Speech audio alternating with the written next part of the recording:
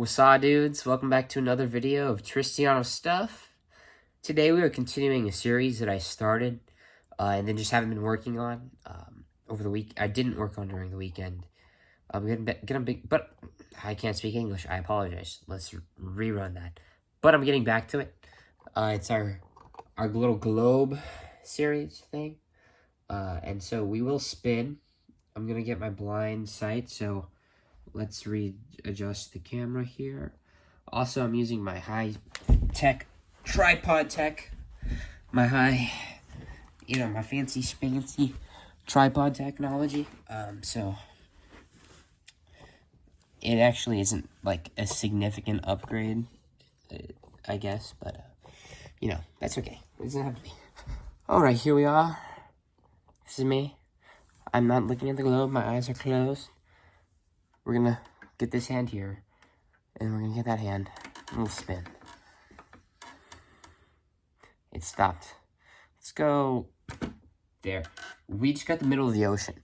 Let's do that again.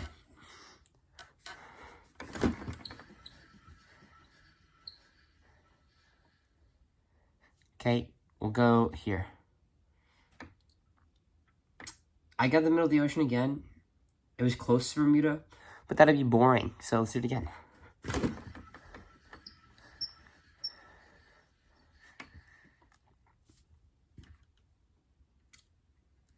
That's narrowly in Bolivia. It was between Peru and Bolivia, but I did get Bolivia, so that's fun. Okay, here is the knowledge of good old Bolivia. So, Bolivia, here, I'll leave my finger on, because I think that's a fun thing, right? So it's right here, where the thumb is. We'll do another finger, right there. Okay, so, Bolivia. It has two capitals, kind of. Sucre, as the map indicates, with the star, which cannot really be seen from there. I could take it off the tripod, and then I could show. Welcome back. Upside down. Welcome back. Right side up. Sucre. Right there with the star. Is the capital of Bolivia for some purposes. The La Paz serves as the capital for other purposes. I'm not exactly sure how this dual capital system works. Other countries in the world do have systems with multiple capitals. One such example would be the Netherlands, where Amsterdam and Den Haag double as the capital.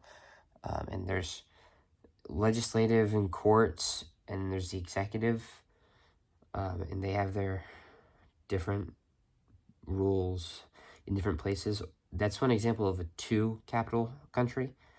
You also have one example of a three-capital country. So apparently the Dutch really like this because it's the South Africa. So Cape Town, Johannesburg, and Pretoria are the three capitals. And they each handle a different branch of government, like the ones that we have in the United States. So legislative, executive, judicial. I don't know which one is which. I just know that that's true. So Bolivia is another example of this. I don't know exactly how their system works but they do that. It's entirely within the tropics, which, if you recall from looking at the map, when I showed Sucre, there was a dotted line, and that is your Tropic of Capricorn. So the southern tropic, which is pretty close to that point. And then you have the other Tropic of Cancer, which cuts Mexico in half, essentially, just below Miami or Florida. So, but yes, Bolivia, two capitals. It is one of the countries in South America with one of the highest percentages of indigenous speakers. So the other one would be bordering Paraguay. And in fact, the main language in Paraguay is not even Spanish. It's an indigenous language, which I am blanking on the name of, but I believe it starts with a P. I can't recall the name, so I'll have to look that up. I also recommend y'all looking it up, but maybe it'll be in another video. But Bolivia is kind of similar in this regard. There's a whole lot of indigenous languages.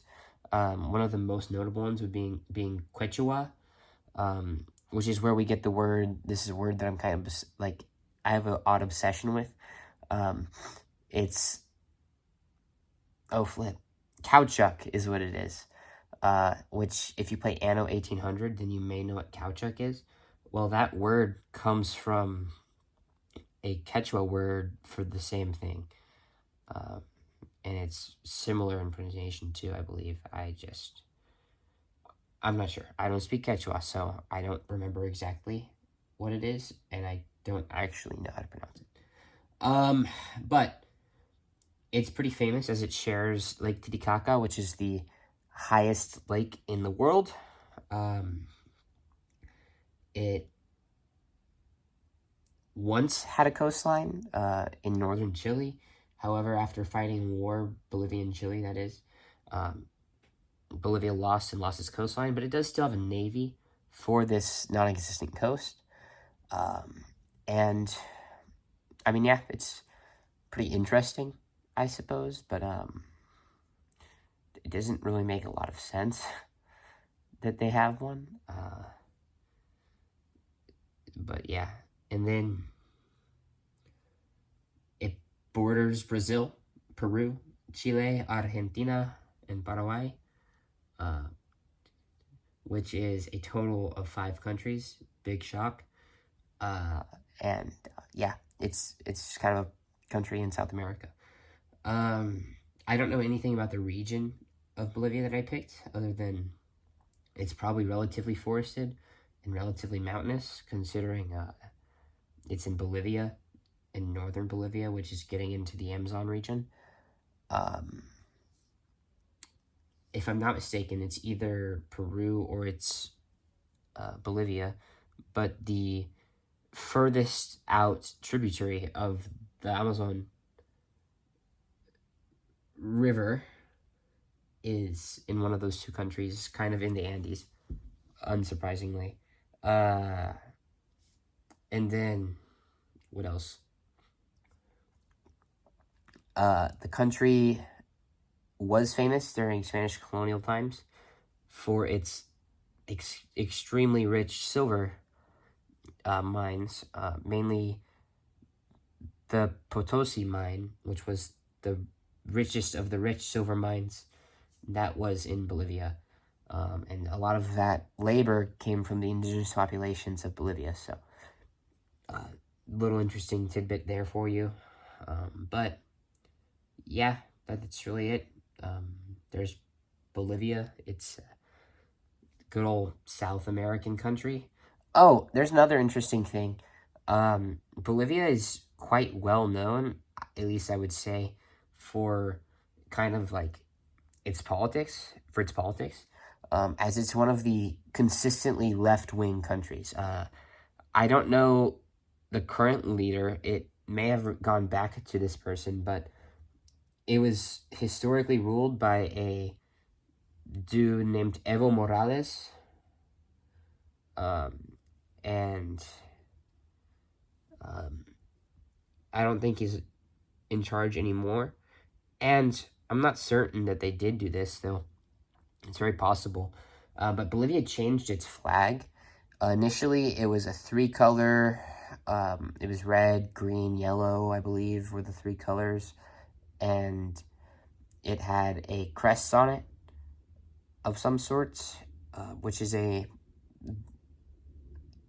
just kind of a flag. I mean, I wouldn't really call it typical of any South American, like, lexilographical contiguities or whatever, continuities. It just kind of was a South American flag that's relatively well known, and for some reason I feel like is associated or able to be associated with the region. However, they changed it to a weird sort of diagonal, blocky, more colors flag that was supposed to be representative of indigenous culture. And I think y'all should look into that. I'm not positive that they did change it. It may have been a suggested change that never went through. But it is an interesting thing to look into. So I would do it if you find that interesting. If you think lexilography is an interesting subject, as I do. That's the study of flags, by the way, or I guess the making of flags, like the drawing, the graphing, right? The writing of flags, something along those lines. So, yeah. But that's it. That's Bolivia. In South America, which is in the New World. It was colonized. Its capital is Sucre La Paz, both of them. It's got people there, stuff. Thanks for watching, and have a good one. Bye-bye.